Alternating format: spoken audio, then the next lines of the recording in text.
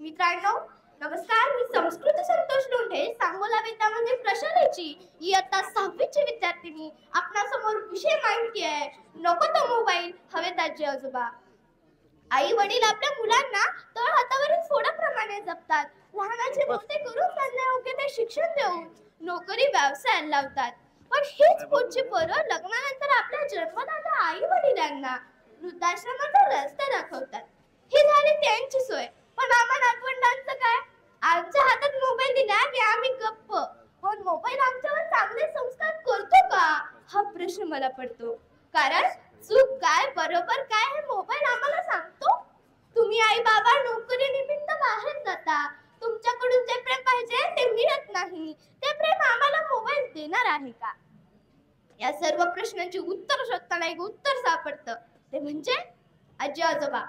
आई बाबांच्या गैरहजेरीत एखाद्या मुलावर किंवा मुलीवर जीवापाड प्रेम करणारे हे आजी आजोबाच असतात. उलट ते मम्मी पप्पापेक्षाही जास्त प्रेम आपल्या नातवंडांवर करतात, अनुभवांची आणि संस्कारांची. म्हणूनच कुटुंबामध्ये पालकांनंतर आजी आजोबांची भूमिका महत्त्वाची असते. मुलं चुकली तर समजावून सांगायला आजी आजोबा असतात. मुलं रडत असतील तर प्रेमाने डोळे पुसायला आणि जवळ घेऊन मायेचा ओलावा द्यायला आजी आजोबाच लागतात. आपल्या हातातील मोबाईल आपली तात्पुरती गरज पूर्ण करू शकतो, पण कायमस्वरूपी उपाय देऊ शकत नाही. मोबाईलच्या व्हिडिओ कॉलद्वारे आपण आजी आजोबांना फक्त पाहूच शकतो, पण जवळ येऊन मायेची ऊब देऊ शकत नाही. मित्रांनो कृत्रिम बुद्धिमत्तेमुळे माणसाचे काम आता यंत्र करायला लागले आहे. पण आजी आजोबांची जागा तंत्रज्ञान किंवा मोबाईल कधीच घेऊ शकणार नाही. एक आई वयाची 40 ओलांडल्यानंतर माणसाला चष्मा लागायचा, पण आज नर्सरीत प्रवेश घेण्यासाठी शाळेत आलेला मुलगा मोठ्या भिंगाचा चष्मा घालून येताना दिसतोय. हा कशाचा परिणाम आहे? मोबाईलमुळे मुले एकुलकोंडी होऊ लागली आहेत. त्यांचा स्वभाव चिडचिडा बनत आहे. आज मुलं मैदानावर दिसत नाहीत, तर ती मोबाईलवर गेम खेळत आहेत. याचा विचार हजारो रुपयाची फी भरून आपल्या मुलांच्या भवितव्याचा विचार करणारे शून्य मम्मी पप्पा कधी करणार, हा प्रश्न मला पडतो. या ठिकाणी कवी विनायक पवार यांचे कवितेच्या ओळी मला महत्त्वाच्या वाटतात. ते आपल्या आजोबा कवितेत म्हणतात, उद्या परवा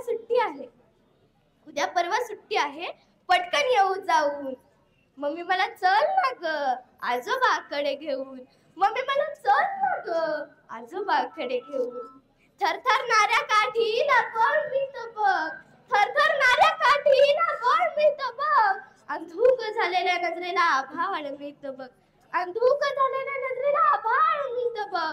थोडा तिथे उजेड करून एक रात्र राहून, थोडा तिथे उजेड करून एक रात्र राहून. मम्मी मला चल ना ग आजोबाकडे घेऊन. मम्मी मला चल ना ग आजोबाकडे घेऊन. खरंच मित्रांनो, नातवाचा पहिला मित्र आजोबा असतो आणि आजोबाचा शेवटचा मित्र नातू असतो. इतक्या या दोघांचं नातं घट्ट असतं असं मला वाटतं. शेवटी जाता जाता बदल हा निसर्गाचा नियम आहे. काळाच्या ओघात आपल्याला तंत्रज्ञानाचा स्वीकार करावा लागेल, हे बरोबर आहे. पण तंत्रज्ञानामुळे निर्माण झालेला मोबाईलचा वापर आपण जरा जपून केला पाहिजे. कुटुंब व्यवस्था बदलत आहे, हेही बरोबर आहे. पण जुनं ते सोडं समजून पण घरातील संस्कारांची विद्यापीठ असणाऱ्या आजी आजोबांचा सन्मान केला पाहिजे, एवढा आशावाद व्यक्त करते. आणि येथील संयोजकांनी मला बोलण्याची संधी दिली त्याबद्दल मी त्यांचे आभार मानते आणि थांबते. मनपूर्वक धन्यवाद.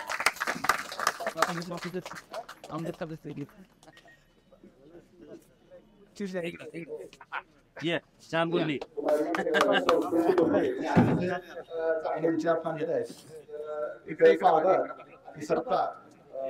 आमदार सातवत पाटील यांनी कला वास्तुकला विकसित करतो संस्कृती करून दे.